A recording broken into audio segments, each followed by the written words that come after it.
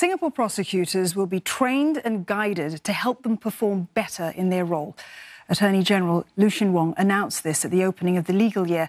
He mentioned the case of Parti Liyana as an example that exposed the Attorney General's chambers to intense scrutiny and criticism. Fariz Juraimi with this report. The high-profile acquittal of Parti Liyana was one of several decisions that did not go the AGC's way in the past year. The Attorney General said that made 2020 a uniquely challenging year, as there was a sense that the public's trust in the AGC was at stake. Trust is something that the organisation views extremely seriously, as it is fundamental to its mission. I want to begin by assuring the public that we recognise ours as the grave and sacred duty to use our prosecutorial discretion to serve the public interests. That is the lodestar for all our prosecutors. Our motive is not to win at all costs or to secure the most convictions, but to reach just outcomes fairly.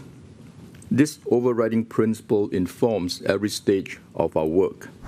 Ms. Parti was acquitted of stealing from her former employer, and that sparked national interest.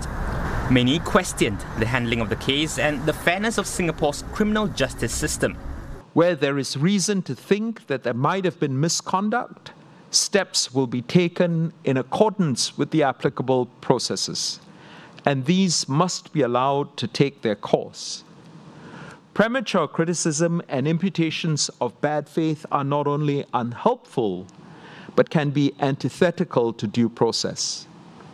They undermine unfairly public trust and confidence in the very institutions that are fundamental to the rule of law. The case also brought about unprecedented charges of misconduct against Ms. Parti's prosecutors. In his statement to Parliament 2 months ago, Law Minister K. Shanmugam admitted to lapses in how the case was managed. The Attorney General alluded to measures learnt from the case, which includes working with the police on internal guidelines for recording statements properly. He said the initiatives aim to address institutional gaps and offer greater accountability to the public. Criticisms are welcome, and we do not shy from them as long as they are fair. Not every acquittal is a sign that our prosecutors have failed in their duty as ministers of justice. Some acquittals may result precisely because we took steps which served the interests of justice but were adverse to our case.